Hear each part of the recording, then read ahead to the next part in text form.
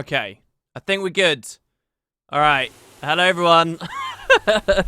What a massive load of old arse. And we're still not good. Look at it. It's so annoying. What is this? Hold on. Oh, wait, because we're on Guild Wars Suit. Ah, there we go. We fixed it with that. Alright, that's good. Okay. Alright, nice. I went to the wrong damn thing. Alright, we're good now. Hello, everyone. Hello. Welcome, welcome, welcome, welcome. Sorry about that. Basically, Guild Wars 1 sucks. We had some technical issues there because Guild Wars 1 sucks in Windows, and I was scrambling around for that, but I can't remember how to do it in Windows anymore, and I don't have any software installed that does other stuff, and blah blah blah. Yeah, we got the wrong potato as well. This is wonderful. But yeah, so we were just messing around a lot, and then just a lot of things were breaking, basically.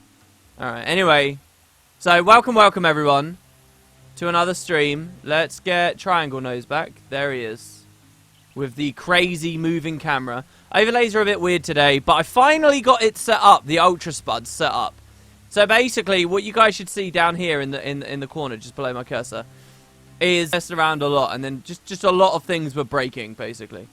Alright, anyway, so welcome everyone to another stream. Let's get Triangle Nose back. There he is. With the crazy moving camera. Overlays are a bit weird today, but I finally got it set up, the Ultra Spud set up. So basically, what you guys should see down here in the corner, just below my cursor, is every stream, it should start empty. And so someone can claim the spot of Ultra Spud, and if someone else wants to fight for it, you know, like with a 20p donation if they want, or something as low as they like.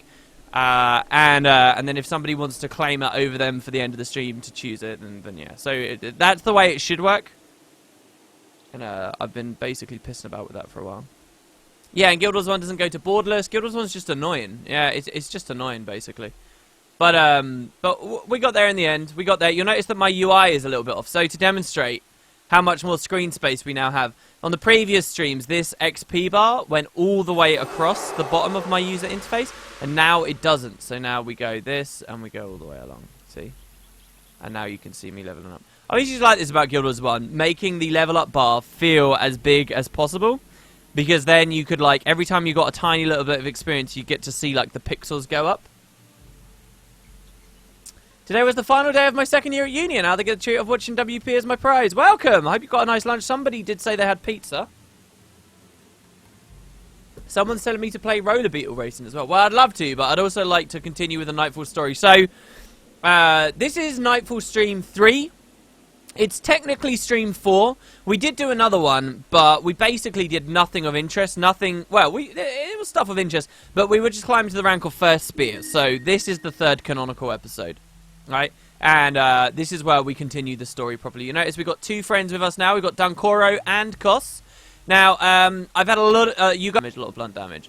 And you guys originally, a long time ago, you did vote for Kos to be a hammer warrior. You also picked 100 blades, but now that we actually have a hammer for him, a good hammer for him, there's no reason for him not to be.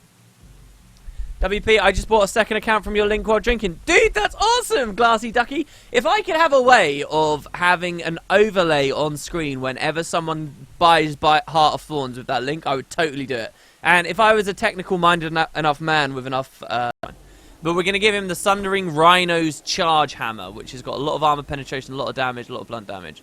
And you guys originally, a long time ago, you did vote for Kos to be a hammer warrior. You also picked 100 blades. But now that we actually have a hammer for him, a good hammer for him, there's no reason for him not to be. WP, I just bought a second account from your link while drinking. Dude, that's awesome, Glassy Ducky. If I could have a way of having an overlay on screen whenever someone buys Heart of Thorns with that link, I would totally do it. And if I was a technical-minded enough man with enough time on his hands, I could set that up. That is awesome, dude. So we're going to make Kos the hammer boss, is what we're going to do right at the start of this stream. So we're going to put him into 9 Hammer Master instead. Say goodbye to 100 blades, guys. Final thrust, all this stuff. We can keep these on for now, I guess. Alright. But so, hammer skills. So, once again, as we have done in the past, this is Twitch plays Guild Wars Nightfall through Wooden Potatoes. So this is totally up to you guys. You voted on Kos on Dunkoro being a smiting monk, for example. Alright, but here we go. So you get to pick Kos's elite now, alright? I'm going to read them all out, And then I'm going to tell you guys to pick which one it is, and you're going to put a code in front. So I'm going to say type 55 Earthshaker or something, and then the first person to type 55 and then the elite skill they choose is going to be it. But it's not going to be 55, it's going to be something later, alright? So first, listen to what the hammer elites are. I'll give you my assessment and then pick one, alright? So here we go. Backbreaker. Backbreaker, of course, is the adrenaline skill on hammer for warriors in Guild Wars 2. I think it's... No, that's Earthshaker. What is Backbreaker the targeted knockdown on the hammer in Guild Wars 1? In Guild Wars 2, sorry? I don't know. Anyway, Guild Wars 1 is an elite hammer attack. 9 adrenaline, very expensive. He's hero AI, so he might not get to hero that much adrenaline too easily. If it strikes, you do plus 12 damage, and you knock them down. If you have 8 strength or higher, it's a really long knockdown. 4-second knockdown, basically as long as you can get in the game. He doesn't have 8 strength, but we could build it up on that, right? So it would just be like a huge CC. 4-second CC is massive. For both GW1 and GW2, you should all be able to appreciate that. Okay? Devastating Hammer. Elite Hammer Attack. 7 adrenaline. If it hits, your target gets knocked down and gets hit with weakness. Weakness in this game reduces all your attributes by 1 and reduces physical damage, I think. I can't remember the full components of weakness. I got a story for you guys in a second related to this. Remind me of weakness in a story I'm about to say when we're out there playing. Earthshaker, here you go. This is F1. Elite Hammer Attack. Target foe and all adjacent foes are knocked down. 50% chance failure with Hammer Mastery for or less. So this is an AoE knockdown. We won't hit the 50% failure. Kind of similar, I guess, to GW2. If they had weakness, they also get a deep wound. Now, you got to remember a lot... Oh, sorry, that's Fierce Blow. Idiot. Forceful Blow, 5 adrenaline. If it lands, you do plus 22 damage. Any stance ends. Target foe suffers from weakness. Cannot be blocked. That's more of a PvP thing. It's very similar to Wild. If it hits, get 3 adrenaline. If you hit a moving foe, do a ton of damage and knock them down as well. That's okay. It actually sounds like a really good skill. Helps heroes fuel their other adrenaline abilities. It's got the knockdown on there. Really low cooldown. Massive damage perk. I don't know. That sounds fun. Forceful Blow. Low adrenaline cost. If it hits, do extra damage. If they had weakness, they also get a deep wound. Now, you got to remember a lot... Oh, sorry. That's Fierce Blow. Idiot. Forceful Blow. 5 adrenaline. If it lands, you do plus 22 damage. Any stance ends. Target foe suffers from weakness. Cannot be blocked. That's more of a PvP thing. It's very similar to Wild Spear that we had on our Paragon and we got rid of. Oh, 66% less damage with attacks is what weakness also was in Guild Wars 1. Mage Hunter's Smash. I hated this thing on enemies. If it attacks, knock down the foe. If your target is under the effects of an enchantment, it can't be blocked. So there you go. Those are your elites. And then I'll fill out the rest of the bar based on what you choose. So, is it going to be Backbreaker, the longest knockdown? Is it going to be Devastating Hammer, a knockdown and weakness? Is it going to be Earthshaker, an AoE knockdown? Is it going to be Enraged Smash, a big damage on moving targets and a knockdown and adrenaline? Is it going to be Forceful Blow, ending stances and unblockable? Or is it going to be Mage Hunters, knock down someone with an enchantment? Yeah, knock someone down and unblockable with an enchantment. So, Backbreaker, Devastating Hammer, Earthshaker, Enraged Smash, Forceful Blow, or Mage Hunter's Smash. First person to type 66, and then it gets to choose. So, we'll see. We'll see what you guys want. And while we wait for that to come in, because of stream delay, just to remind you guys... We're about to meet a man named General Morgan. So, we went to the quarry before, and we saved the people at the quarry. We met Dunkoro. He joined up with us because Cormier asked him to. Cormier wants to research the ruins for some reason. We've noticed that there's some weird inscriptions going on in the ruins, and there's magic moving around. But right as we're getting involved with that, something else happened. So this person here said to us, Digmaster Gatter, after we got back from saving the diggers. And so they're now going to go work on the ruins. He says, here are the orders from Cormier. General Morgan of Corner. So we're in Istan. Corner is on the mainland. Has arranged some kind of war games, and Elder Sewell wants to show off the prowess of the Sunspears. You've been chosen to represent them. Once you reach the rank of first spear, or level 12. We got first spear. Go to the Zelen Reach. Cormier asks you take it easy on them, and it's only a demonstration after all. So that's what we're going to do. Pyrotechnic Girl asks, does the nostalgia hurt coming back here, WP? No, I don't think it hurts. Nostalgia doesn't hurt. I like it. It's fun. It's been installed on my PC for so many years now, like probably like a decade. For the better part of 10 years, I've had a PC with Guild Wars 1 installed on it. I mean, how sad is that? If that doesn't paint me as the Guild Wars nerd that I am, I don't know what will. Alright, so 66. The first 66 that came in was from SEX, who said Earthshaker. Okay, so the AoE knockdown is what you're looking at. Okay. 8 adrenaline. It's not too bad. So let's grab some other hammer skills, shall we? Now, Kos has power attack right now, which is energy, but let's get rid of that. So it's okay if he uses a couple of energy abilities. So like renewing smash. If it hits, do extra damage. If you hit a knockdown foe, gain 3 energy and it instantly recharges. Let's see, because he should be able to Earthshaker renewing smash. We'll see whether he's smart enough to do that. He might not be, though. Actually, screw that. We're just going to give him crude swing. A nice bit of AoE for him there. Belly smash, a dust cloud that blinds people. Auspicious blow, extra damage. Overbearing smash. Ooh, if the target's knocked down, they get dazed. That's cool. I like that. It's probably a bit much energy there, though. What else we got here? Yeti smash. Lose all adrenaline. If the attack strikes a foe suffering from a condition, they get knocked down. That's not good enough. The AI is going to be terrible at that. If you hit a knockdown foe, you deep wound them. Pulverizing smash. Alright. Keep the healing signet on him. Let's buff up the tactics so that he's not awful with it. What's his no attribute stuff? 4 great justice we'll give him. Okay, get rid of overbearing smash. I don't want to load him up with too many energy skills. That's fine. 4 great justice is a great ability. Shall we give him flurry? And let's give him oh, I don't know about flurry. What's that adrenaline based one? Isn't it strength? So one of them, here you go, burst of aggression.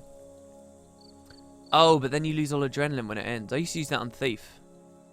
Thief, wow, on assassin. I don't know, man. Man, there's so much I could talk about with so many of these. We'll give him endure pain for now. Alright, there you go, Kos. Kos's build's a bit weird, I'm not gonna lie. Alright, let's move on though. Let's move on. Okay, wrong exit, I guess. Alright, let's go.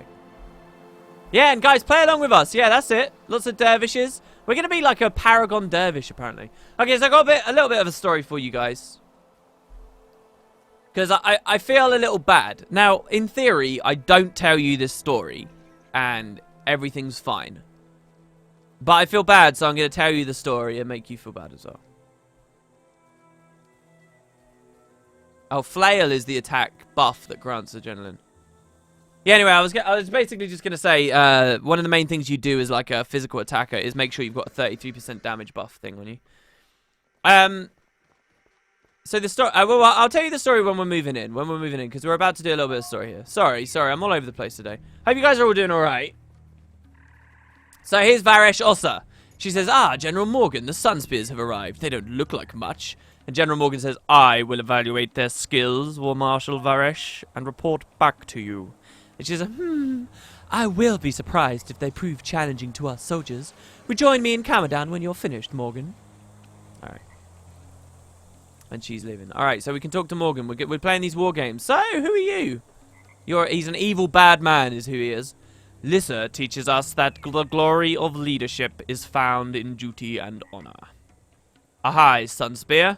Your superiors could not stop talking about your valor defending Chabek against the Corsairs. My superior and ruler of Corner, War Marshal Varesh Ossa, is most curious and wishes me to report on your capabilities. I have heard that you are a highly trained Sunspear leader. I look forward to watching you trade blows with my finest. Rest assured, you will be compensated for your time and trouble.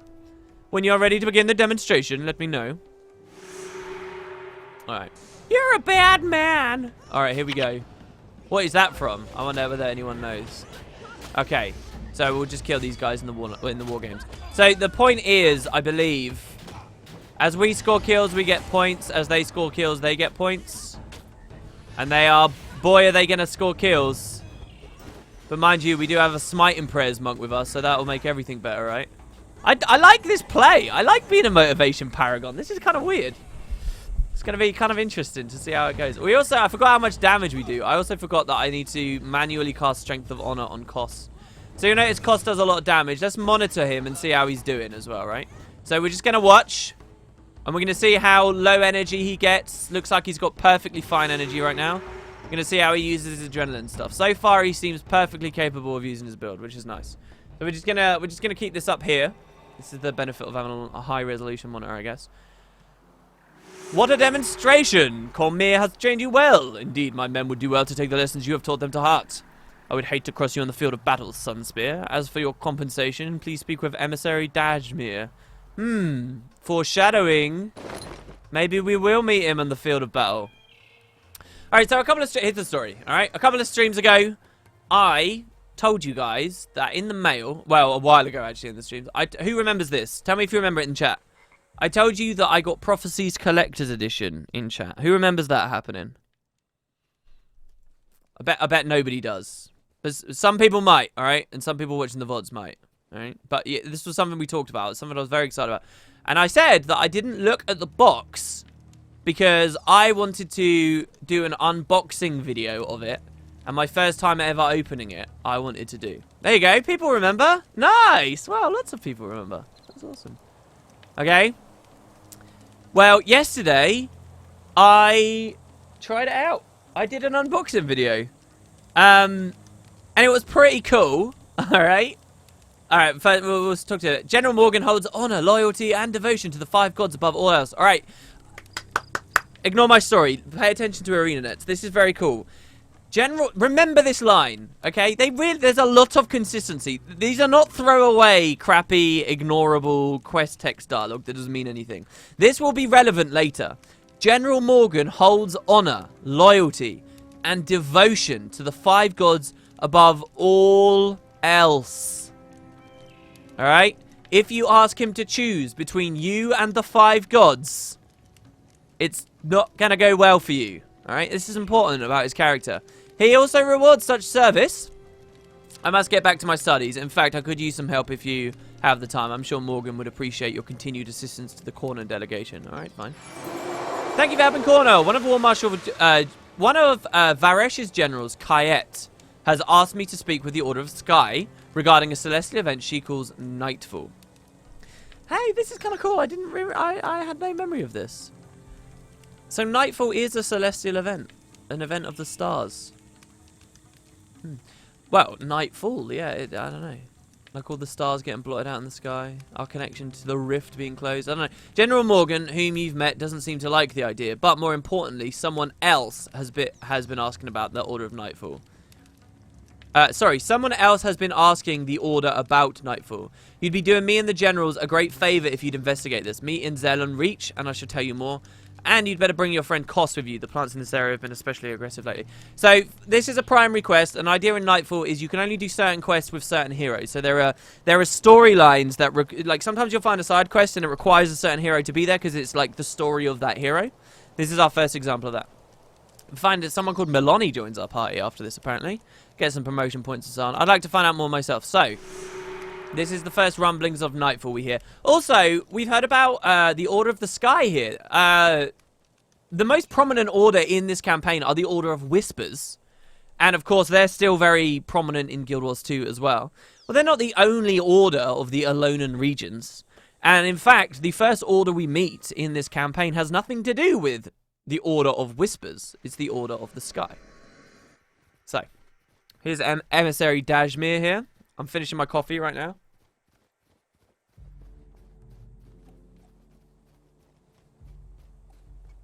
I feel so honoured. General Morgan himself selected me to study with the Order of the Sky, but I'm a little homesick and I've never been this far from Gandara before. Great, you brought Kos with you. There's someone else asking about Nightfall is a young corn and rabble-rouser named Melanie. I didn't want to mention her name before because General Kayat has agents everywhere. She's a bright, dedicated young woman. But I think she's involved in something more powerful than she realizes. Kos knows her, locate her, and find out why she's asking about Nightfall. Okay, so So I've already spoiled one thing. You guys should know this. We're going to go to war with the Cornins eventually. Right now, we're at peace, all right? Istan and Corner are at peace. We're fine. But it is not like a black and white, oh, every single Cornin is an asshole, dickhead, douchebag. In fact, Kos is a Cornin, and so is Milani. Milani is a Cornin too, and Kos apparently knows her. So she's a rabble-rouser. And Kayet has agents everywhere. Alright, so let's move on. Okay, so yeah, here we go. This is, and we'll get our insect bounty before we move on as well. So yeah, a couple of streams ago, I talked about the collector's editions, and the fact that I got it, I wanted to do an unboxing. Yeah, yesterday, after the stream, I went for it. So I recorded an unboxing video. And the idea of the unboxing video was this. That I was going to go in reverse order and show you guys the collector's editions of all the Guild Wars 1 stuff. So we'd start with Nightfall, and the idea was we'd work our way up to Guild Wars 1 Prophecies. Then we'd open it up, and it would be amazing, and I'd freak out. About 20 minutes into the video, though, I was still talking about Nightfall. There was just so much in the Nightfall's collector's edition. The map, and all the cool things that were going on the map, and the poster that you got with it, and the skill pins, and then this huge art book with all these cool things to look at in it, and the old game codes, and the bonus music that you got with it. There was so much. I was still talking about it after 20 minutes, and I was like, oh my god, 20 minutes, and I had a lot of fun. And I didn't want to rush through factions to then just rush through prophecies and end up having like an hour-long video anyway for you guys. So after 20 minutes, I kind of realized, I could just do like a video on each box, and it would probably be kind of fun. But the entire way through the recording, I'd been going, oh, we're getting to prophecies, guys. We're getting to prophecies. We're getting to prophecies. We're getting to prophecies. So then it just didn't quite work. I was like, I'm in an iron a little bit too much.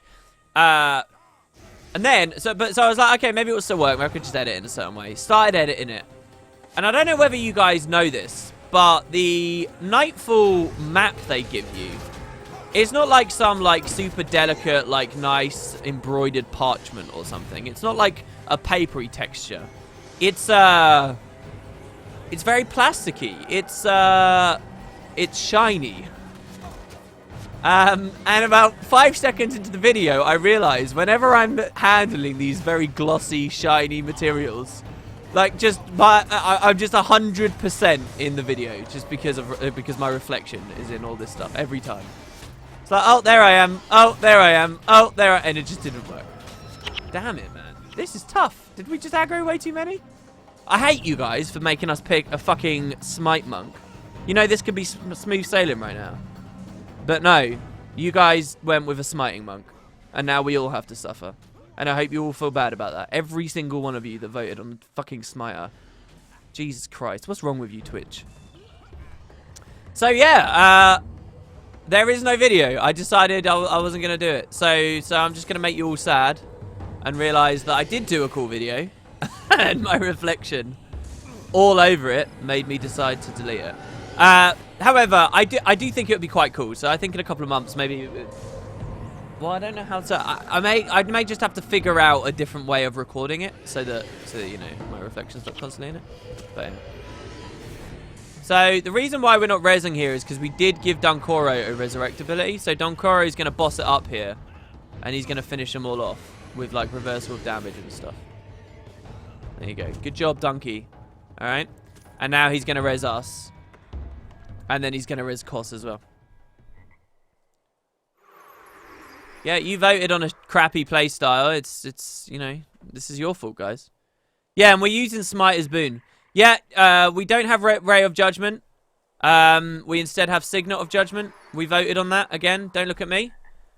I mean, to be honest, I did speak very favorably of the Signet as opposed to Ray of Judgment.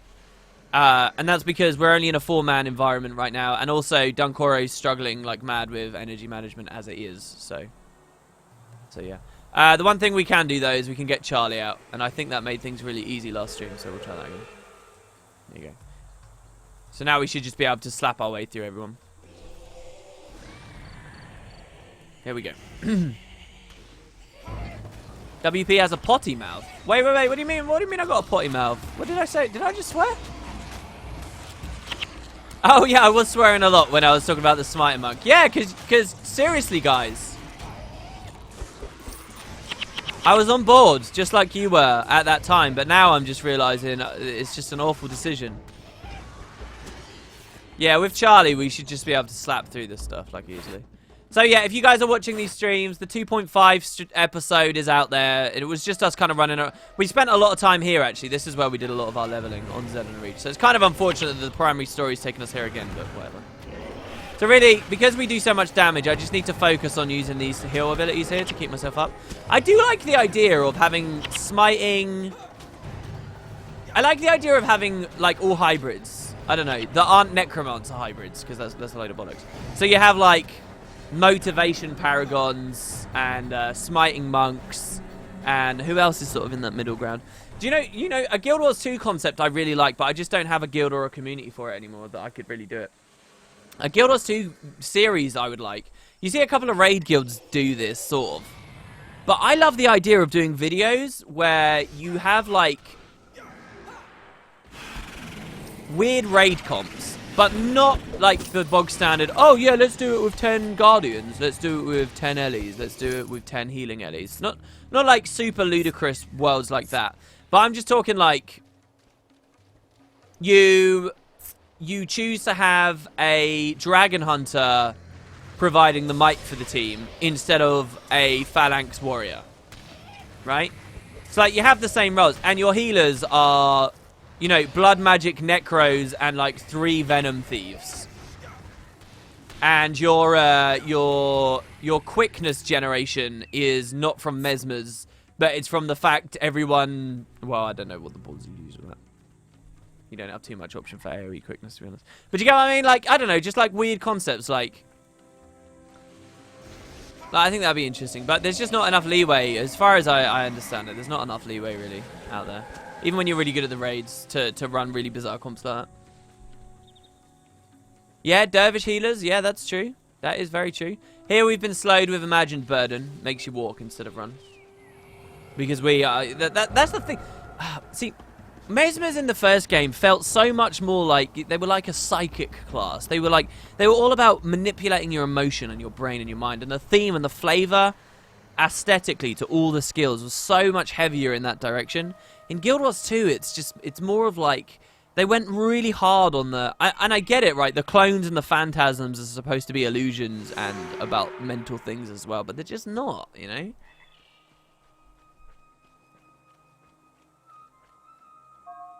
Melandru, wait, we'll go with this here. So Melani's here, she says, hey, over here, Cormier sent me, it's urgent, and Kos says, Melani, it's always a pleasure to see that Sath, darling.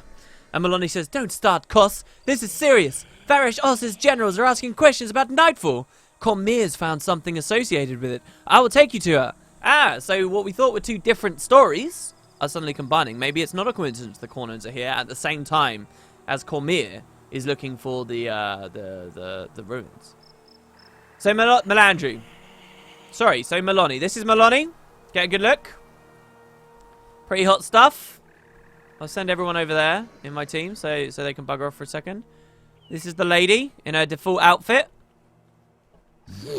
We did like a spin around like this for Dunkora as well. We need to resolve to do it for every hero. All right, Melandru blesses my steps, but my heart belongs to Corner. I'm a dervish of the Sun Spears, and I know this land better than anyone. Those who threaten my country, like Varish Ossa and her minions, shall regret doing so. Ah! So, Varish Ossa is the War Marshal leader, military leader of Corner. Alright? She is in charge of that place. She rules that place. And Melani says that her heart belongs to Corner, but that Varish threatens it. I feel like I keep misspeaking today. That's sexist, WP. Stop. Wow. So, signs and portents. Oh, thank the gods I found you. Something terrible's happened. You need to follow me now. Cormier is waiting. Just a moment. I need a word with Cost. Cutscenes! What do you know about this Melani? Melani?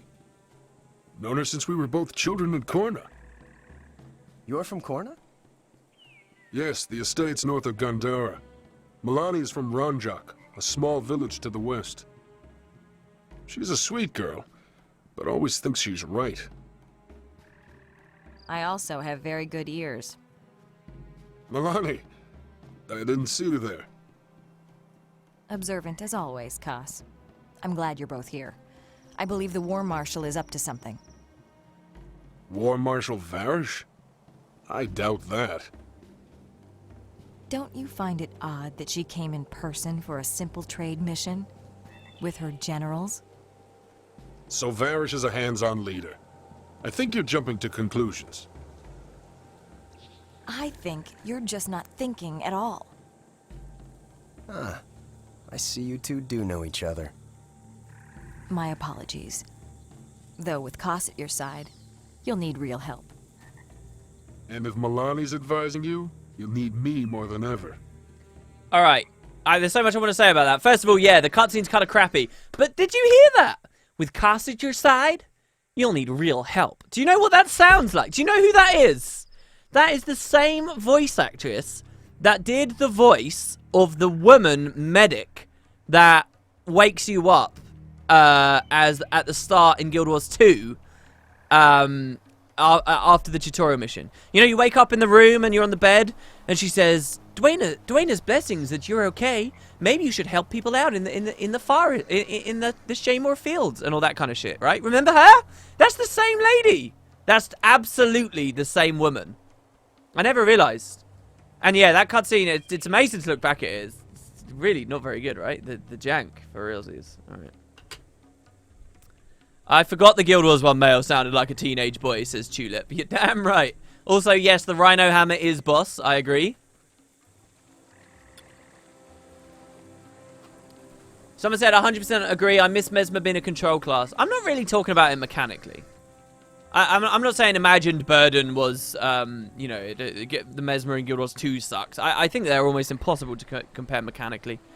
There are just so many core differences between them.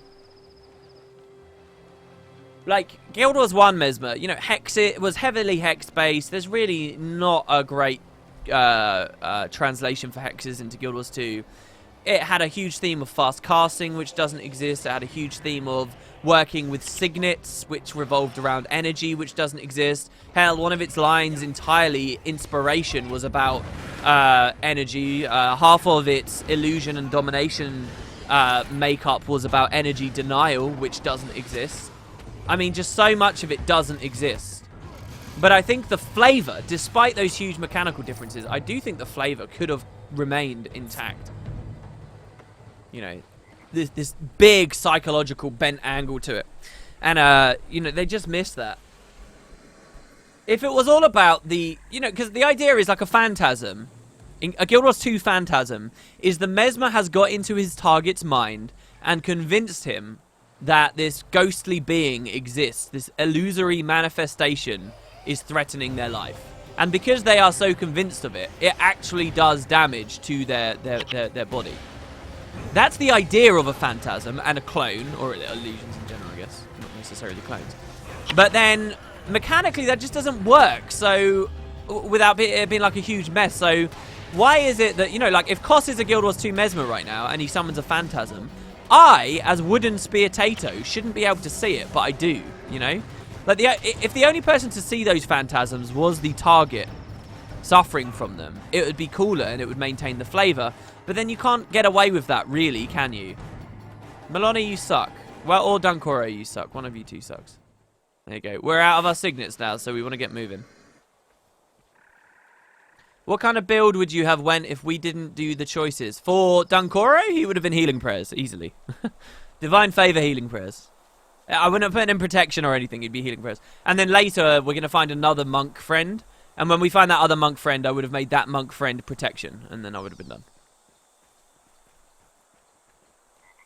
But now it's like they're corporeal things. So now it's like the Mesmer is a genuine summoner, right?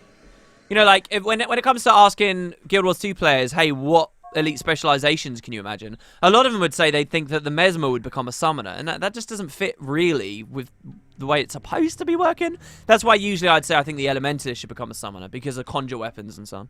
Anyway, so Milani has noticed this wall here with this weird icon on it.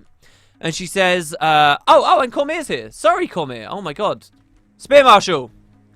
Milani says, Cormier, I brought them all as fast as I could. And Cormier says, thank the gods.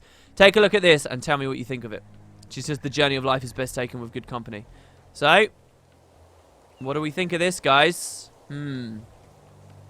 Ruins like this ancient wall are all that remain of Farina. The wall is glowing, as if infused with knowledge. It makes your head hurt. It's like looking into a nightmare. Take a closer look. Are you ready to examine? We sure are.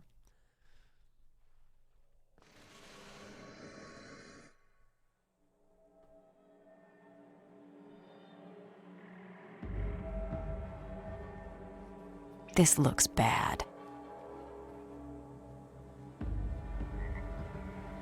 It's just some old inscriptions. I hate not knowing what they say. These come from earlier times, from before the Scarab Plague. A scholar could decipher them. I don't know any scholars that would want to come out here. You would be surprised. Just call the Dermot Priory, of course. What's that? It's one of the excavation workers. Yes, but look at him. I would like to change my opinion to, this looks very bad. Great. Stunning dialogue from Maloney there. Incredible delivery.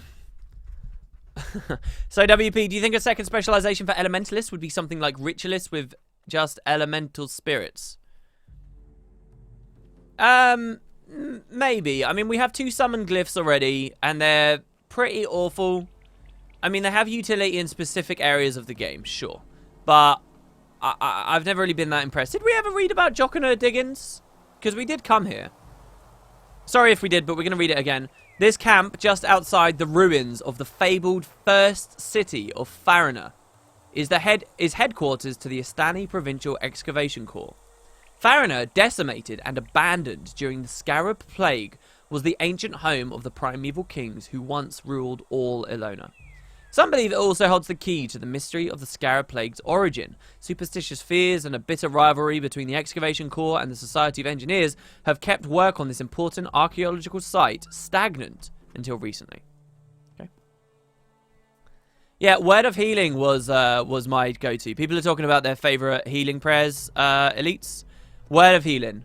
I don't know, man. Classic Heroes Ascent days. It's a Prophecies elite skill. Actually, I think it's just a core elite skill. I think it was everywhere.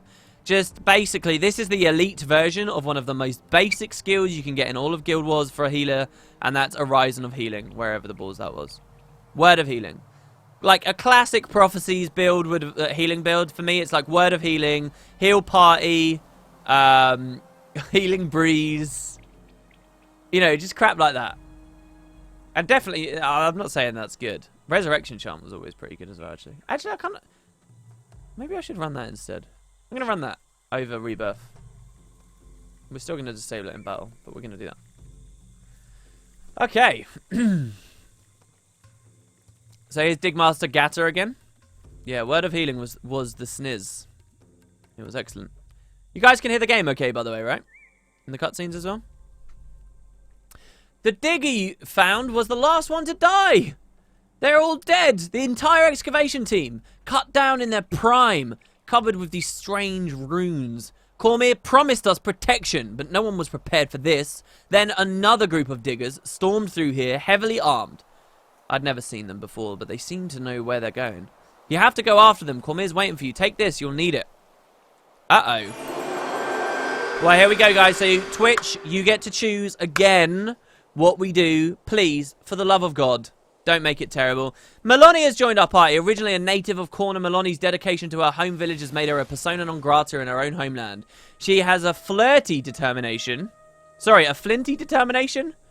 And I never quite managed to read the rest of that. Damn it. I'm sorry. Maybe I can catch it on stream here.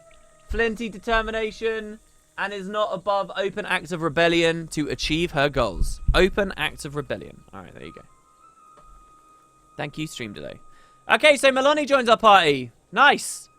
And so as you can see, right here, we have a party 4 of 4. You see that, guys, in the middle there? 4 of 4. So we actually have a capped party now. So it doesn't matter that we've been playing with this rule where we have no henchmen. But, you know, we have a real connection to everyone who's ever been on our team. It's cool.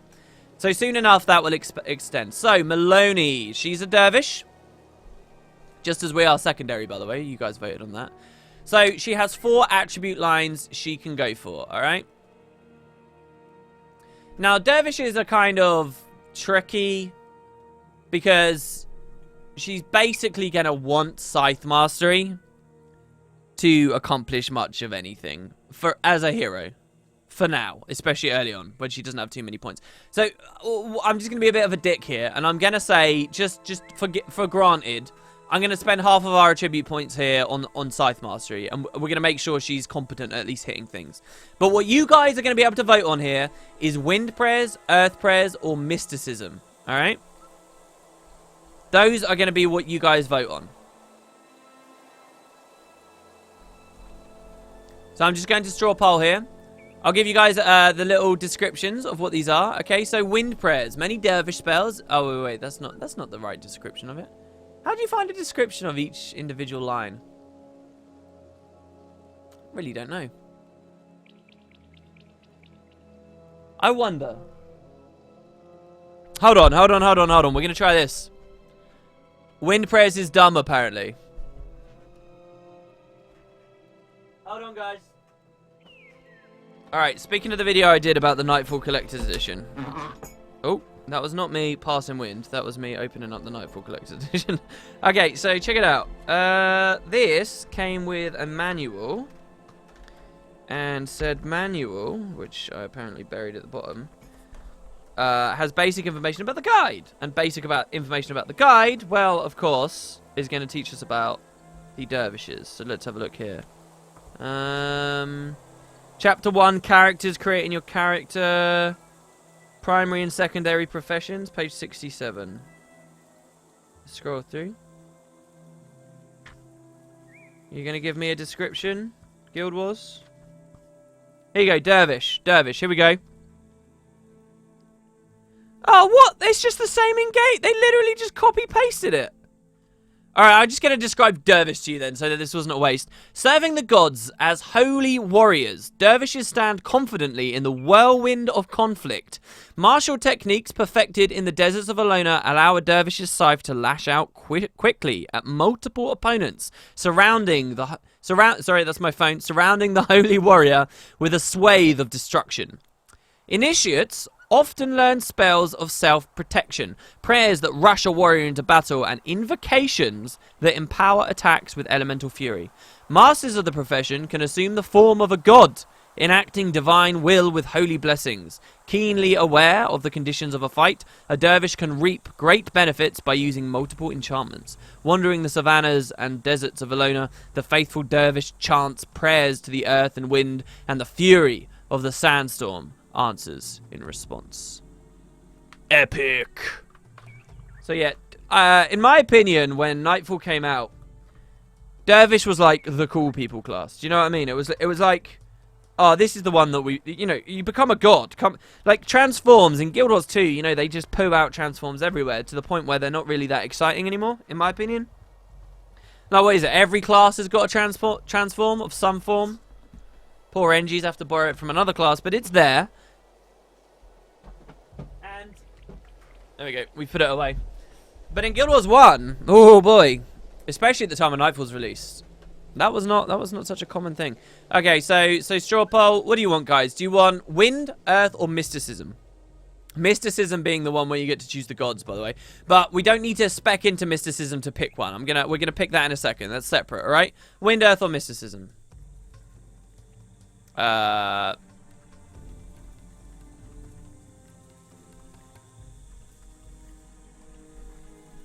Creating poll.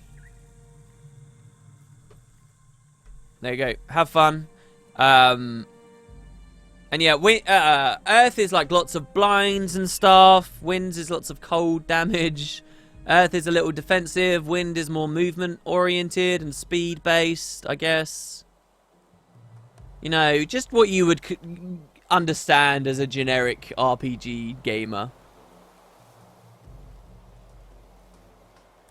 Apparently this looks pretty one-sided. Let's see what it is. I haven't even seen the results yet. Let's see. Oh, apparently I must submit an option now. I can't just skip through. Wow. Everyone's going mysticism. Okay. All right, the first person to pick a god with Legs 11, number 11 in front of it. You get to choose which god Milani's going to be. Or you can say no god at all. You can say no god at all, because there are a lot of elites, and people usually just pick one of these. But whatever. You got Balthazar, Dwayna, Grenth, Lissa, and Melandri. Because Cormier is not a god yet, so...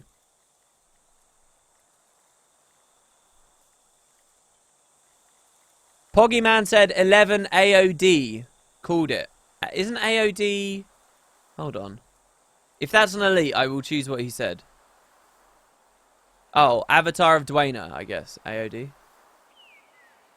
If you said EDA, you would have been Ebon Dust Aura. Alright, I'm pretty sure the first person to got it was 11 AOD. Called it. There you go. Alright, so she's going to be Dwayna. And we're going to be Mysticism. So I'm going to go Scythe to 5, Mysticism to 5. Let's go. Let's balance it like that. No. Let's not balance it like that. Let's balance it like that. There we go. That's the most efficient way we can do it. Okay, good job. Good job, guys. Christ. So much build setting up. So slow. So anyway, she's got that. She'll use that off cooldown. Chilling Victory was a great skill. I'm just gonna put that on there. Mystic Sweep was alright. Pious Assault was pretty good. But I don't know. Dervishes are quite complicated these days. They got like the instant cast attunements. What? Enchantments. They got a lot of stuff.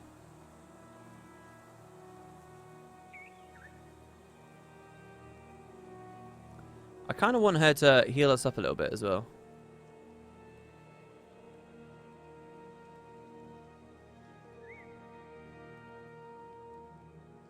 Aura of Thorns.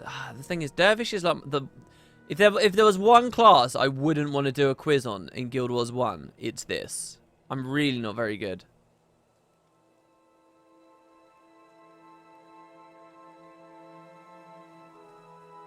Alright, whatever. We'll try that Aura of Thorns. You guys might hate that build, and to be honest with you, I wouldn't blame you. Target ally is healed for 14% of your current health. For 10 energy, that's awful. I'm not putting that on her. She's not having that. Let's give her an adrenaline skill. Crippling Sweep, fine. Oh no, Reaper Sweep was really good. Oh dude, Wounding Strike was awesome.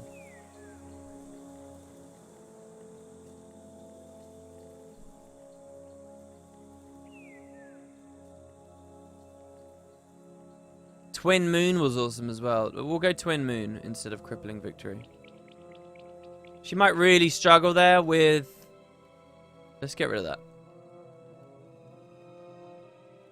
I'd love her to have a hard res. Dervish doesn't get a hard res outside of Eternal Aura, does it?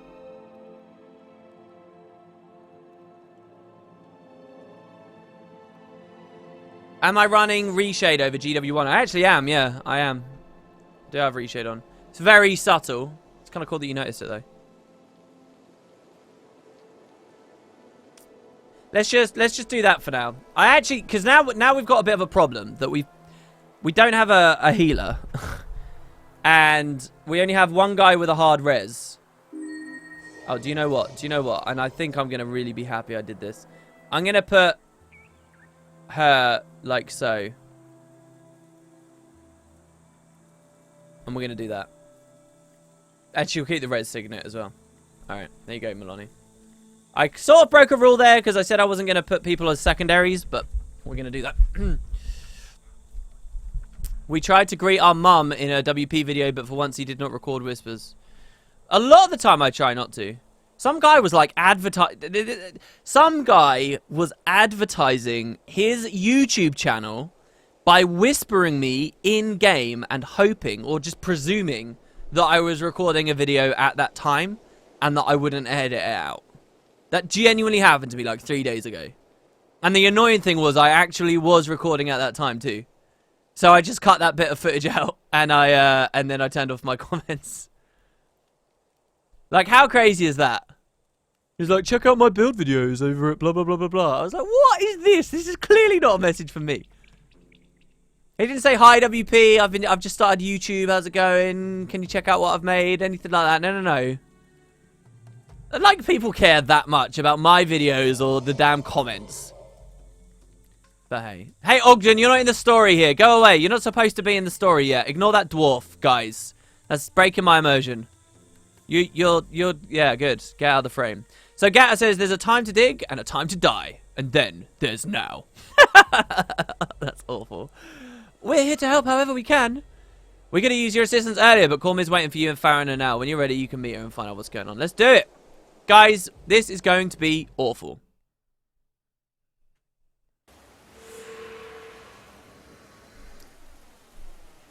We do have Cormier as an ally, and as far as I remember, she has, she's motivation, which is good. We need to sort out our build. Our build's not been that fun. But mind you, we did get Spear Mastery going.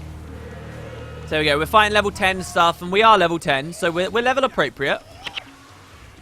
So Cormier says the diggers were excavating the ruins west of here. This is where we must go. So the story so far is we helped these diggers in a previous episode. We helped them out. And then they all got owned and screwed. I'd rather have Ogden than Vec.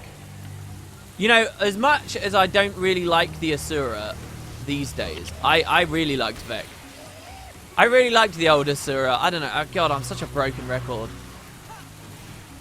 But I don't like the cutesy angle that they went with the Guild Wars 2 Asura. I know that that's, you know, all said and done, it was probably a good move for them to go the cutesy angle because they, you know, they get all these.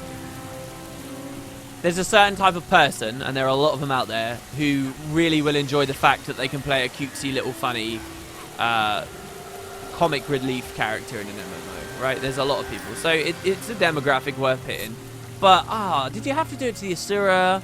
My shark teeth, manipulative, rough, gravel-voiced rat men. Did you have to do it to them? With their angular faces and their narrow black eyes?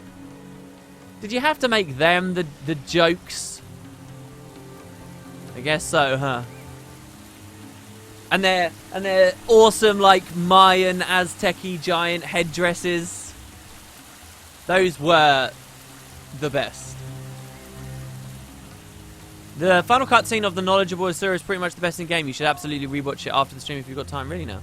So Maloney says, I've never seen anything quite like these strange markings. What did this to the diggers? So what danger could there be researching Farina, the first city?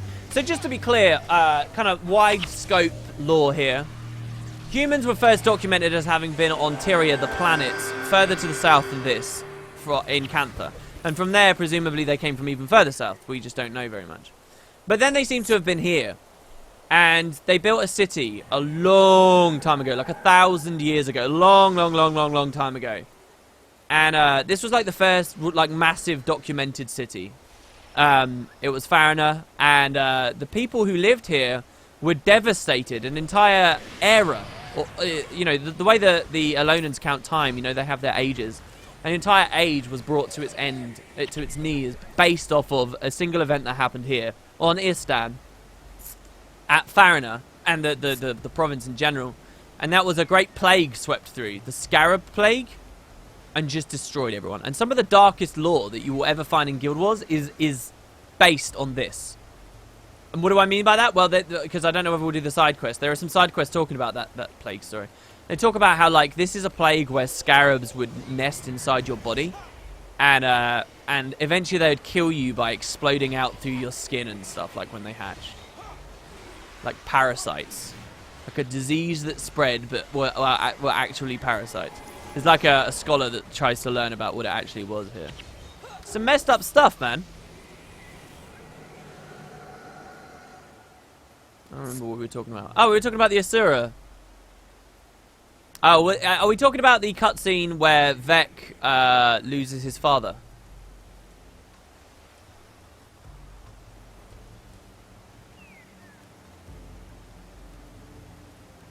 And I'll tell you the other thing as well that I really sort of miss. I remember the first trailer of Guild Wars 2. The Asuran areas we saw in that trailer, and the Asura that we saw in that trailer, I really liked as well. And then that never really seemed to manifest in game too comfortably. I did a Tyria 3D video where actually I explored the trailer version of Ratasum, which is completely different. And in this trailer concepted map that the devs had built of Ratasum, they'd built like a temporary little area attached to it as well where they traced the camera through that never ended up in the game either. And you know, these places look cool. Really cool. And those assets appear in Guild Wars 2, sure, but not all of them, and not in that configuration. I'll spoiler alert my arse. We're not going to be playing Nightfall. Nightfall's like 6, 7 years old now.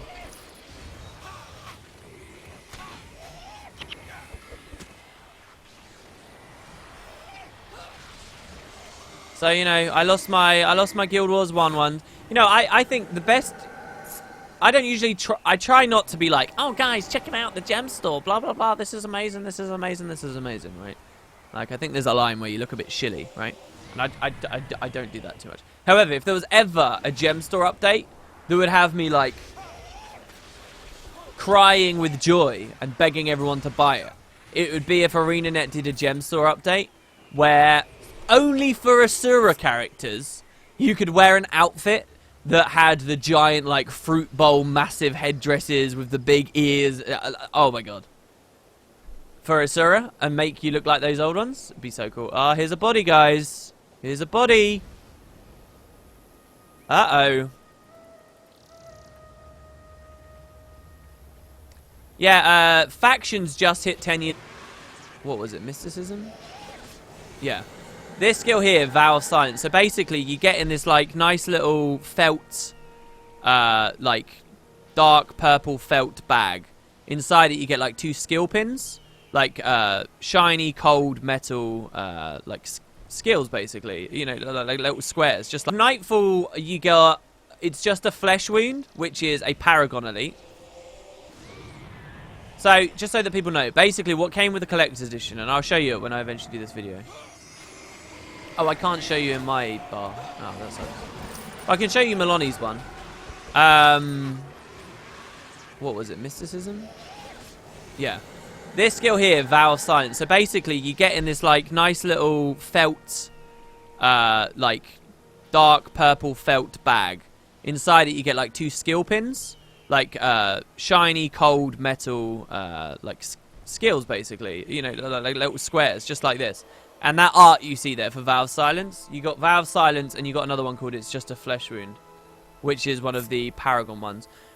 I don't know why they picked those 2 specifically. Perhaps when they were designing the collector's edition, they anticipated that It's Just a Flesh Wound and Vow of Silence were going to be really big, really iconic skills that you'd see all over the place. And Vow of Silence did end up being a skill that a lot of Dervish used and had a good place in the game. But It's Just a Flesh Wound never really caught on in any game type, in any capacity. So here, Cormier speaks up. She says, I am Spear Marshal Cormier. We seek to access the inner chambers. And there's a ghostly sun spear here. He says, your name means nothing to me. I'll warn you as I've warned the others. Death stalks these dusty halls. You must not enter. See, what I found cool about this as well here is Nightfall, they're just establishing Cormier to us. They're only just doing it. And this plot is heavily reliant on people liking Cormier. But they weren't scared to immediately introduce us to Sunspears far older and wiser than even she. They weren't scared to go for it. So she doesn't feel like, you know, like just this totally idealized, oh my god, Cormier. Like, you know, there's a bit of nuance to it. Is this nostalgia goggles or is this actually good? I don't know. Anyway, come here. The centuries have addled your senses, Phantom. We are Sunspears. We shall pass with or without your permission. Well, he gave it. So now we enter the booby-trapped first city of man on the region of Alona. These things will kill you. There wasn't much of this style of stuff in Guild Wars 1, so, you know, enjoy it. I believe this is one of the bonuses. We got to kill Durek the Quick, I think. He says, the chamber is sealed and I will not allow you entry. Oh, no, it's not a bonus. We just grab it. And Cormier says, if you'll not give us the key willingly, we'll be forced to take it from you. So that's a bundle item we're going to have to carry around. Oh, hey, one of the things on the Guild Wars 1 subreddit that came up quite recently was a speed run of this mission, of all things. And it was really interesting. So, yeah, somebody like... I think they two-manned it. It was a two-man speed clear of this mission. For no reason other than the fun of completing it fast. So, because I'm holding this book now, I can't fight. So, we got to, like, carry it and drop it as we can and... You know... Be careful with that sort of stuff.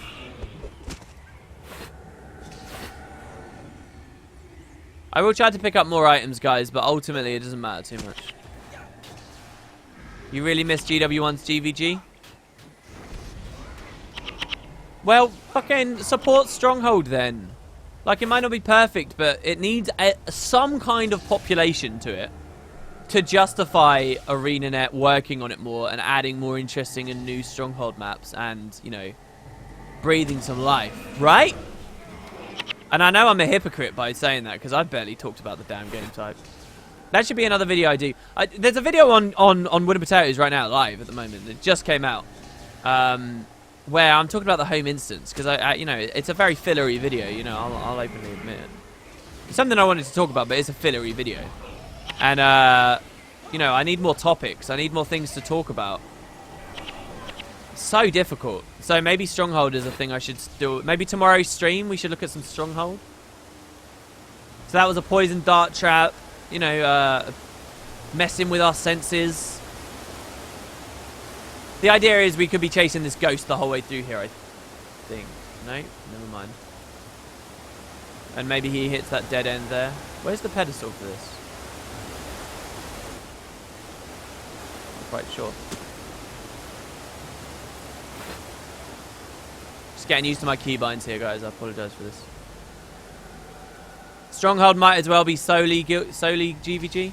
Well, look, I'm not saying that Stronghold is a great successor to GVG. I think that the pacing of the game types are completely different. GVG was a much bigger map with more players, and it took far longer to resolve battles. Stronghold is a much tighter experience involving less players and less strategy, or is it tactical play that I'm thinking of? I mean, there's a lot of strategy and there's a lot of tactical play in there, but I mean, like, there was a much wider lens to GVGs, right? Because they were much bigger, they lasted longer, you know, there were more long-term decisions you were making rather than in the heat moments. And it definitely needs some work with its creep mechanics and its resource mechanics and stuff. But, you know, I think ArenaNet would feel a lot better about improving Stronghold and making it feel as fun as GVG felt if there were more people enjoying it already. It's a catch-22. They've always put themselves in catch-22s. They've stumbled upon so many great ideas with Guild Wars. Great ideas. But they've missed them by a wide margin, implementation-wise, on their first attempt. They haven't fostered a community or an audience. And then I can only assume higher-ups in the company have said, oh, you can't support this anymore. Like the one I was eternally salty about were world bosses, right? Open world bosses. You know, like a great idea. Really have introduced joy and certain kinds of gameplay that nothing else in Guild Wars 2 has ever managed to do, even to this day, even with raids in there. But because they have these barriers, they don't go for them because, hey, there's not many people playing them anyway. Did we mess up the bonus, did we? It's fine if we missed the bonus.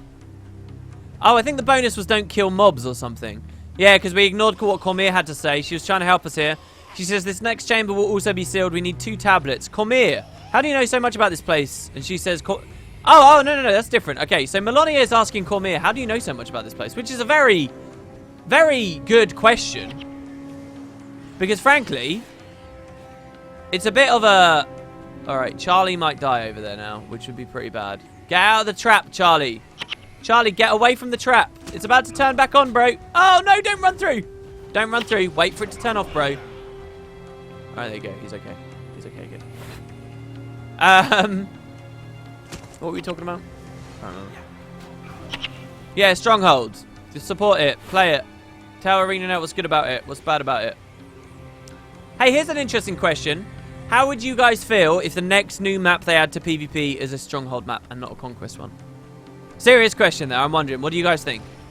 Would you want to see more? Stronghold or Conquest? Go in. Type 1 for Stronghold, 2 for Conquest if you're so lazy you can't articulate your thoughts. Yeah, I was killing sun spears. You're supposed to kill the corpses, but not the ghosts, I think, is what we were supposed to do. And we sort of missed that up. And I'm sorry. I think doing that makes the mission either easier or harder later on. Wait. What did I say? 1 for Stronghold, 2 for Conquest? I can't remember what I said. We'll leave that one alive, shall we? There you go. Oh no, see, the imp's just going to go ham on it. I can't control the imp.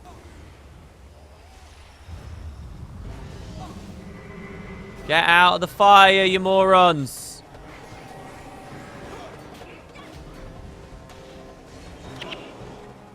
Come on, Dunkoro, help yourself. Heal yourself up. Pro League players said Stronghold sucks, and now the idea is to spread.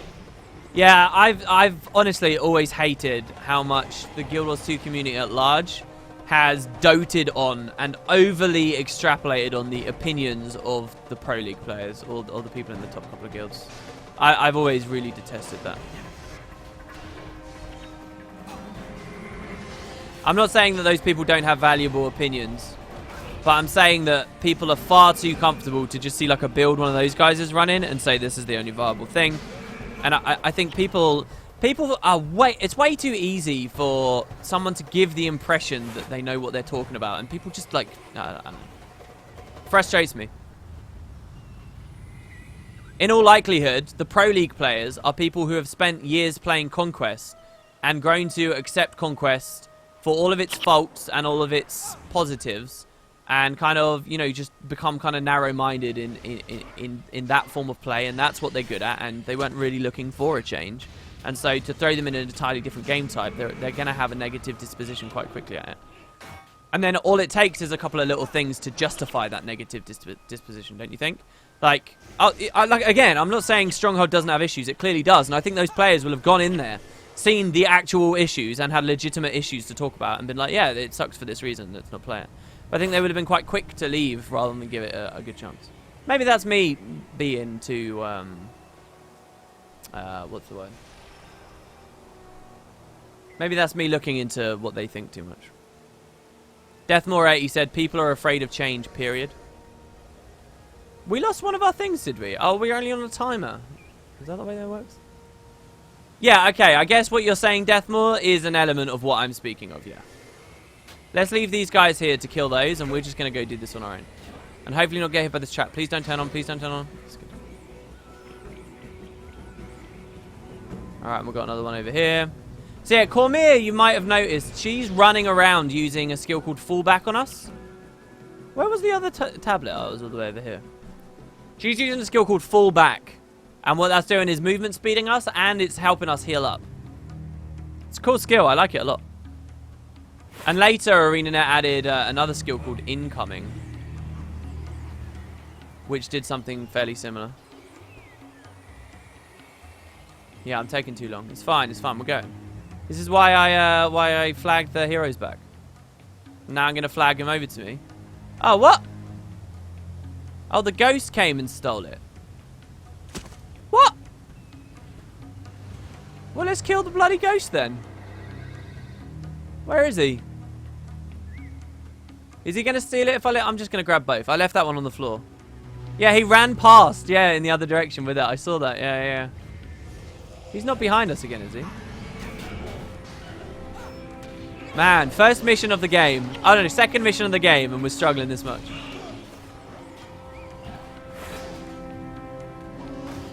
Yeah, someone said quick guide, grab it, drop it in front, then go get the other, and then put them in together. Yeah, which is what we're now doing. So that's fine. We're going to get caught by this trap. Kos. Dunkoro. Alright, here's what we do. Ready? Maloney, heal, Dunkoro. Go.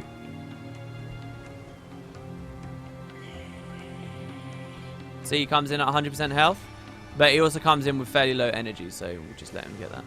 And we'll wait for the next trap set here. Melanie, what are you why? And Kos! I can't believe it. These guys are so stupid. Dunkoro, what are you doing all the way back there, mate?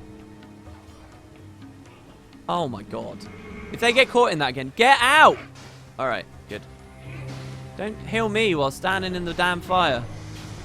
Alright, there we go. We're all good now, guys. Guild Wars 1's too tough.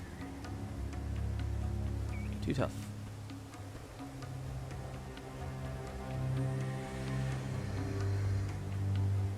For the longest time, Cormier's incoming only affected party members and not allies. So she was using it, but it didn't have any effect. Yeah, that sucks. There you go, there's both. And the ghost is, yeah, it's trying to steal it now. There you go. Alright. Alright, moving on. We got morale boost, which would have recharged the signets. I didn't need to use Maloney to heal there, but whatever. And the Trial of Fire is complete. Moving on a little deeper. Excellent work, Cormier says. We must continue. The third trial awaits. We're here to destroy what lies within the inner chamber. Stand aside, Spectre. And Kadash says, the inner chamber is sealed with good reason. Others come before you, but the evil of the Apocrypha remains. And Maloney says, if you truly oppose this Apocrypha, you should help us destroy it. Please, our enemies are the same. Let us work together. And Kadash says, your words ring true. Very well, I shall help you. I will place this tablet back on the pedestal, but I need your protection to succeed. Alright, so we got an escort mission. Lots of fun. Yeah, Maloney's got some sass to her voice. The ghost sounds stoned. That's excellent. You've done some roller beetle racing. Yeah, after this mission, I'll do some roller beetle racing before we end the stream. It'll be a lot of fun. Should be very cool.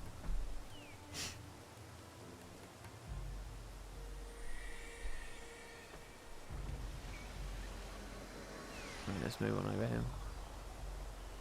Got a little tang of hunger in me now. Looking forward to getting something to eat.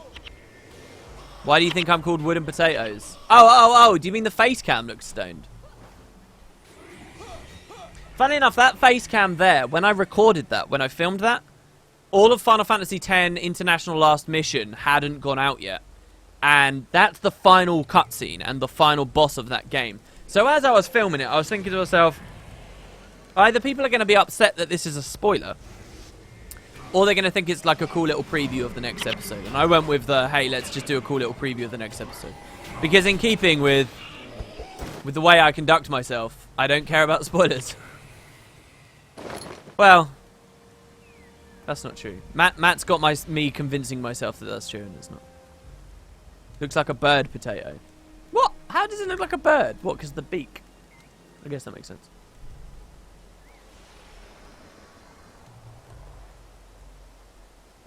Come on, Kadash. Get in there. I wonder how the guys doing the speedrun did this, because they did the whole mission in like 2 minutes. You would be a good bedtime storyteller, WP. Thank you, Mummy Yummy. Actually, one of the main things I want to do, I do have an alternate channel called Concrete Ducks, where I read stories. And I want to do more of that. I just need to get it set up, basically. And it seems like it's never going to happen. Alright, here we go. Scary stuff. Get ready. This is Nightfall. This is the real beginning.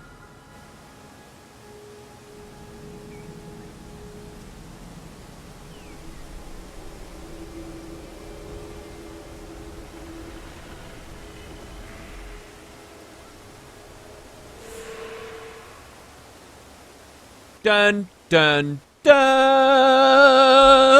What on earth is that? Find and defeat the Apocrypha. So in the depths of this ancient city... Alright, let's just pretend that this game engine isn't dated. Let's pretend that this is, you know, all amazing and stuff. And it's all new and it's not overly sized or whatever. In the depths of this ancient city, unexcavated for 1,000 years, we have found a mysterious, out-of-place demon.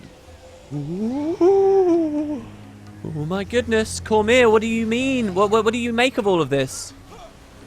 Concrete Duck's Eye of Argon. The Eye of Argon. Wait, what's the Eye of Argon? Is that really awful story we read the other day? Yeah, I want good material for it. I just don't know where to get good material for it.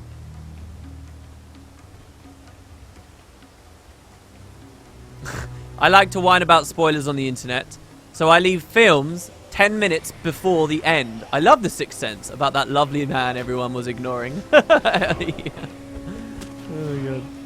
Okay, so someone said they've never played Guild Wars 1. What am I playing at the moment? I'm a Paragon. So I'm a spear-throwing, heavily armored leader of the battlefield who commands and motivates his allies with powerful leadership abilities. I imbue strength in my allies through chants and songs and reverberating echoes of power. Boom. That was a pretty good little description I just pulled out of my ass there, don't you guys think? I mean, we could read the official ArenaNet description like we did the Dervish one earlier, but no, that's too lame. Let's go kill all these up here as well. So this time we're not going to have an Ultra Spud for today, I just noticed as well. Just to remind you guys, if you want to be any donation, puts your name on the Ultra Spud, and if you're the Ultra Spud at the end of the stream, or at any point at the end of the stream really, you can choose the next potato we make. I've currently had 3 requests. I will keep them hidden from the public until we have them there. But they've all been pretty cool requests. I will draw anything you like. I've played Guild Wars 2 on and off since launch, but I haven't played it in a while. I thought of playing it again, but what should I go for? What do you mean, in terms of class? Well, the new class is the Revenant. I personally don't like Revenant gameplay too much, but it's a new class. Every single class has an elite specialization, so you should look up what you used to play and see whether you like the sound of its elite specialization. So, like, the Guardian one now gets a bow and he gets traps, and he's, like, supposed to be a big game hunter who traverses the jungle, killing dangerous mobs. All right, here we go. The Apocrypha. It's a powerful dervish. It looks like scripture, and oh my god, why is it flooded in here? And what are these terrible, scary tentacles busting out from another reality, it would seem? They're eating him. Oh my god.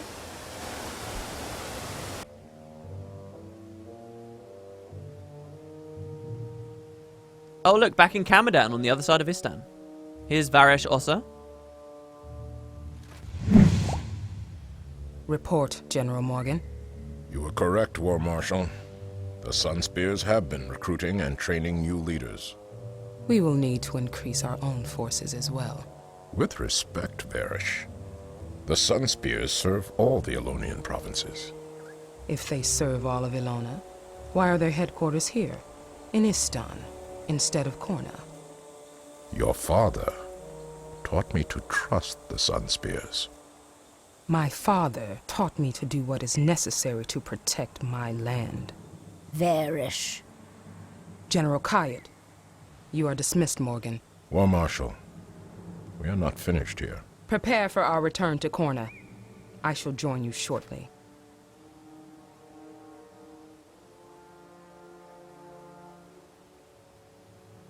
He is a loyal old fool. What news, Kayat? The Apocrypha has been destroyed by the Sun Spears, but not before I gained what we needed from it. Praise Abaddon. Praise Abaddon. Prepare the way. You lead, I shall follow. Nightfall comes. Yes, my teacher. Nightfall comes. So many questions. What is this Abaddon word? Who was that spying on them in the room? Who was her father? So her father was her father's father was Churai Ossa, who many hundreds of years after the Scarab Plague, by the way, this entire land was threatened by an undead lich known as Palawa Joko, and he saved everyone. He was a Cornan. He saved everyone on a battle on a bridge over here, and we're gonna see that eventually. Don't worry. On a fucking epic, awesome battle, saved everyone, and then in his later years, he went crazy for power. Does this thirst, this lust for power, perhaps run in his descendants all the way down to his great-great-great-great-great-granddaughter Varesh Ossa?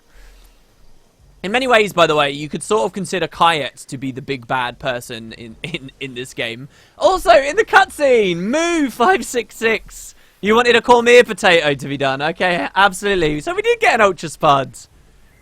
Oh gosh, was somebody trying to join my party there? I don't know what that was. But I like those cutscenes. I kind of feel like maybe that might be something that Guild Wars 2 is missing.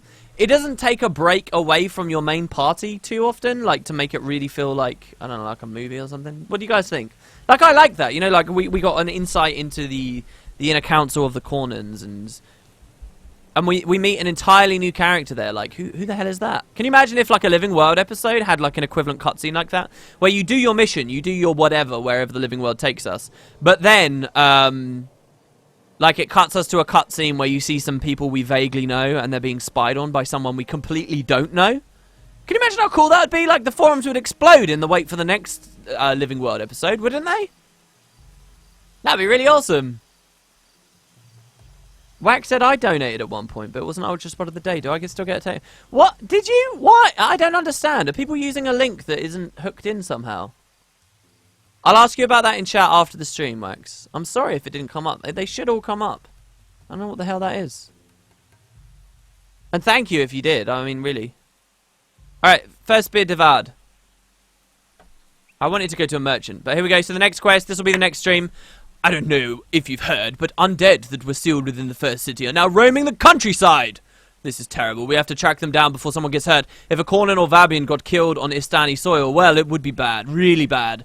The problem is we don't know where they are. A fellow Sunspear, Narashi, is left with the squad for the cliffs of Dojok to investigate. They might have more information if you can go hunt them down, these undead. Alright, so kind of fillery quest it would seem we're about to do. But yeah, so you should be wondering right now, what is Varish's motivation? What's going on between these two powerful women? Cormyr on one side, Varish on the other. They've clearly got beef with each other. Varish is looking for excuses, it would seem, to oppose the Sunspears. Why would she be looking for excuses to oppose the Sunspears? It seems her true purpose on this island is to do with that ancient demon we just found in the first city. And Kayet, and this Abaddon thing, whatever that might be. Seems like her true intentions are to do with that. Cormyr also seems interested in this. And she's looking for excuses to not like them. I mean, does she really care that the Sunspears are headquartered in Istan rather than her own province of Corner? Don't forget, as Morgan said, the Sunspears govern all the provinces, even Vabi, of which we've heard very little at the moment. Just we've heard about some princes that like food and stuff. and we had like a love quest. But, you know, the Sunspears guard up there as well. You could find Sunspears or Vabi. So what's going on? These are the questions. We got the armor and weapons quests, right? We got all these we never did before. Might want to check those out. Wax said it wasn't today, it was the first day with the overlay to see if it works. I'm sorry, dude. I'll have to... Well, I have no idea why that might have happened all that time ago. We can sell these now. We did the food quest, didn't we? I'll have to delete this stuff. I might just do this off stream. Or, much more likely, at the start of next stream. Oh, maybe we didn't, because we've only got the soup here. We've got cider. A lot of this stuff is just... There you go, Glittering Dust. Guild Wars 2. You guys will know about that from GW2. Skeleton Bone. Proof of Legend. A memento of your triumphant missions. Give this to the ancient anniversary weaponsmith and Embark Beak for a reward. Oh, because it's the anniversary thing right now. Oh, okay. I kind of want to check that out. Do you want to see what our reward is for this proof of legend here, guys? Let's check it out. Embark Beach. Let's go. Orifice Prime, have you read Hitchhiker's Guide to the Galaxy? I think it'd be right up your alley. I watched the movie, but I haven't read it. It explores lots of psychological and philosophical aspects through interesting stories. Yeah, that does sound like that would be pretty fun. But no, I've seen the movie with Martin Freeman. Alright, so what was it? These are daily Vanquish quests. They were cool. Or Zaishin quests, sorry. So it was like kill a certain boss in a certain area of the world, do a certain mission. You got good rewards from this stuff as well. So these guys used to be on the boat, didn't they? Tesla, Zenshu. No, they're not these guys. It might be him though. So with 4 more, we can get some of this crazy stuff. The Decades stuff. Receive Balthazar's weaponry. Sworn to Earth. I hear there's a festival celebrating the birthday of the entire world going on. The world isn't anything without our memories, though, wouldn't you say? Journeys, quests, battles long ago. An adventurer like you must have so many wonderful tales of this world. If you happen to find yourself revisiting adventures, show me proof of your favourite memory, and I'll share some of my own mementos with you. I brought this proof. How wondrous! Tell me, did you relive a mighty battle, or perhaps comfortable journey across distant lands? A daring infiltration into secret lair? A quest for fabled blade? For a fabled blade across the frozen Northlands? A moment of courtesy between former enemies? Ah, but don't let me forget. I promised you a reward for sharing this with me. Take this as a memory of our own meeting. So we got a blessing of war on us now. Double click to get a health regeneration bonus. Oh, wait, what the hell? I'm an idiot. That's the Scalefin soup. Oh, my God. Blessing of War. Give this to Azaishan weaponry masters in the Isle of the Nameless to receive Balthazar's weaponry. This is all, like, super new content, by the way. Like, it's just sort of a nod back at the game when it hit 10 years old. No, not the gold rewards. Was it you? No. Who was it I wanted to talk to? I don't really know. Anyway, let's cap it all off, guys. Let's cap it all off with a bit of roller beetle racing, shall we? Can we access it from here? I really don't know.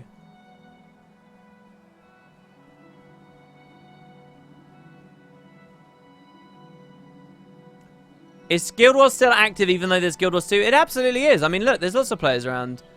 Whenever you see like one of these party icons, if it's representing a player and people in their party, usually at hero NPCs though.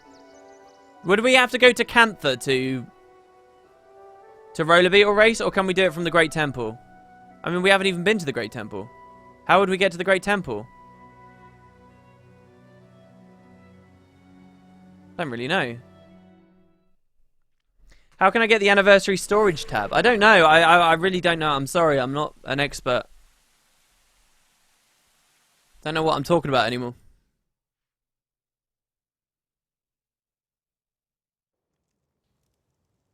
I didn't like Guild Wars 2 when I tried it. Guild Wars 1 is a totally different game. Just be aware of the fact you're getting into what many would consider to be a single-player game, and what is, quite frankly, a very old title as well. Oh, well, there's no roller beetle racing entrance here either. Oh, Dragon Arena there is, though. Oh, here you go. Roller beetle racing. Let's do it.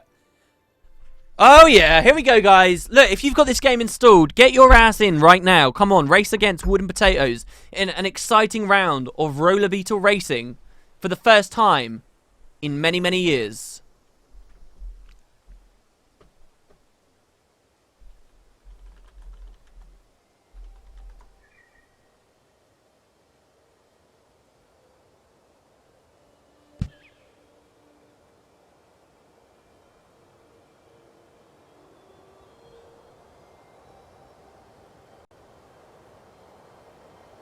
Alright.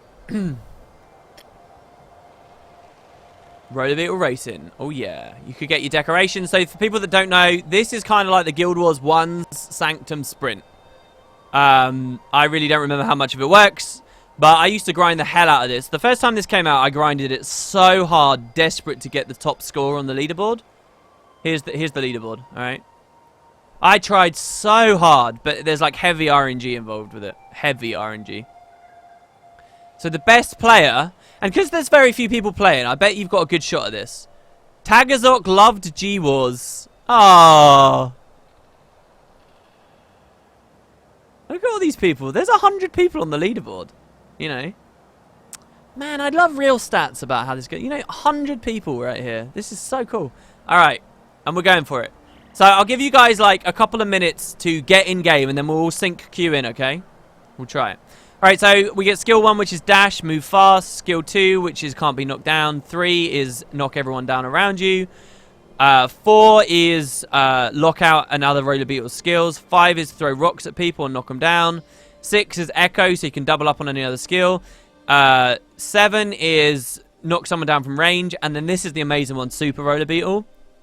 See, even just the look of this icon here, this is like crazy for me, because I like really remember spending a lot of time trying to grind this, and you were just desperate to get these. So basically get pickups, and you get a very rare chance that it will trigger this. So you wanted lots of roller beetle echoes and super roller beetles. If you played perfectly and you just got really lucky to get enough of those, you could get the top score on the leaderboard. And if you were the top on the leaderboard at the end of the festival, you would get a mini pet called Greased Lightning, which was, I think, this Zippy here, actually. And it was like one of the rarest minis in the game for a long time, just because of that. I don't know whether they still do that. Just like the Guild Wars 2 adventure leaderboards. Why don't you try getting number 1 on those wooden potatoes? Well, I should. You're right. I basically just wasn't that good at them. We did a stream where we had a lot of fun trying to do that, though. That's a cool idea for a future stream as well. Tomorrow's stream, how about we say that? We'll try and do either like an adventure and get to number 1, or we will we'll try and learn about Stronghold. That's it. That's it, my beetle friends. Come on in. So this is a Sunspear Castellan, which is a very, very high rank. All right, guys, you've had your chance. Let's do it. I'm gonna count down 3, 2, 1, and then I'm gonna wait about 20 to 30 seconds for the stream delay, and then I'm gonna go for it. Okay? So get ready, and when you hear me say 1, hit enter battle. All right? We're just gonna wing it. 3, 2, 1, go. All right. Now I think I just have to wait like 30 seconds before I click. All right? And then it should all be synced up. All right? So we're gonna try that. Don't you have the 8-ball wooden potatoes? We can try and decorate it. We can try and decorate it. Alright, okay. So I'm going to enter now. So we should all be in the same queue now. And we should all do it. Let's see. Shoes O'Malley? Hey there! Here for the Beetle Races. Hey there! Here for the Beetle Races. Hey, I cannot blame you. There are a few things in this world as exciting as no-holds-barred Beetle Race. You know, back in the day, Lisa here used to be a world-famous racing beetle. She won a race after race, rolling past every obstacle dropped in her path. Sadly, a freak boulder incident cracked her shell, and now she cannot roll in a straight line anymore. Oh, I have my suspicions that blasted Wit, the owner of the Katarina Beetle, was seen on the track the morning of the race. But I can't prove anything. Now, I bring her to the races whenever I can. She loves watching the young beetles roll their hearts out on the track. It's the only thing that makes her laugh worthwhile. World famous? I don't think I've ever heard of her. It's interesting that roller beetle racing was never referenced in Guild Wars 2. Even in the Canton district. I don't think so, anyway.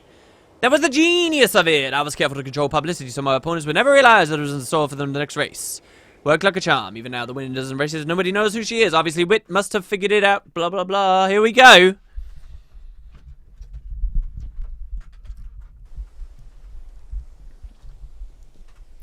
Here we go. Time to start. And of course, we got to have some appropriate music here.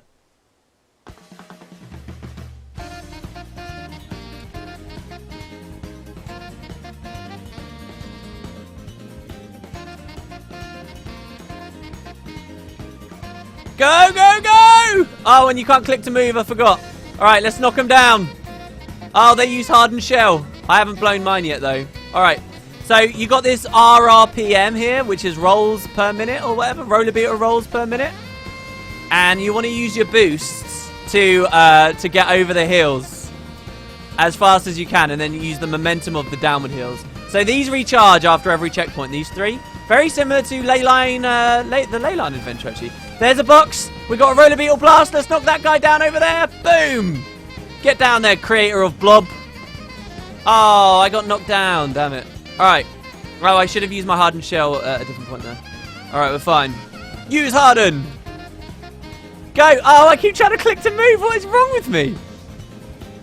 I forget what the best time to use all these skills is. There. Knock that guy down. Yes. Oh, my God. The rubber banding. This is amazing.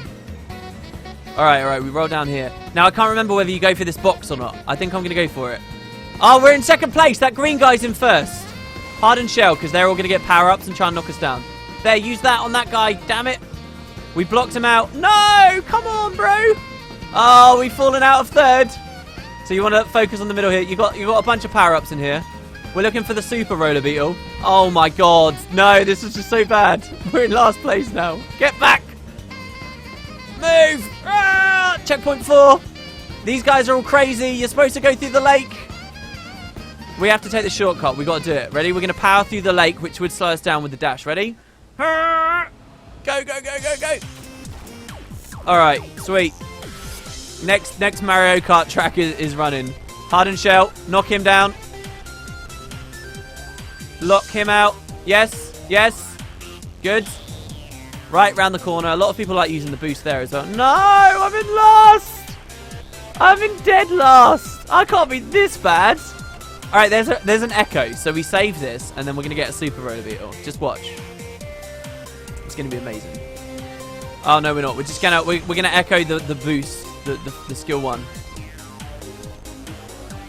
There you go. Knock him down. Knock him down. Knock him down. Skill 6, yes. Roll around. Damn, Creative Blob is so far ahead of us at this point. I shouldn't have come out to this island. This was a bad idea. What? No, I didn't even get the box. Come on. Oh, this is some serious server desync. There you go, Super Roller Beetle. Go, go, go, go. We can catch up. I swear to God, we can catch up. Here we go. Get that box. Another Super Roller Beetle. No, that's fine. Echo. Look at this guy. He's going slow. Yes. Move past him. Yes. We're in 3rd place. Oh, he went the wrong way around on the right. 3rd place.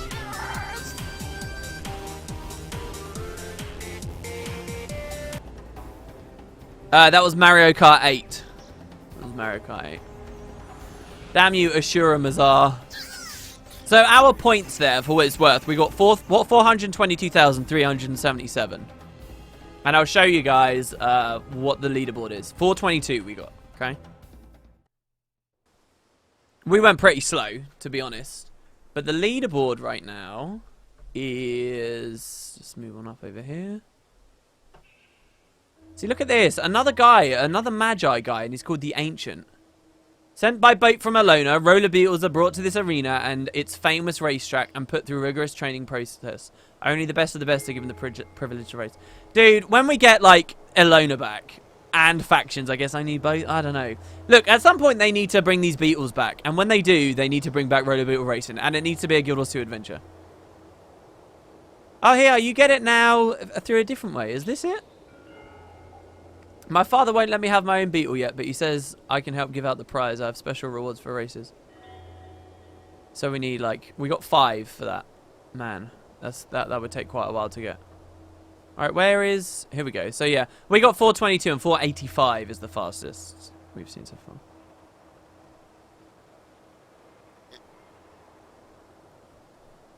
Yeah.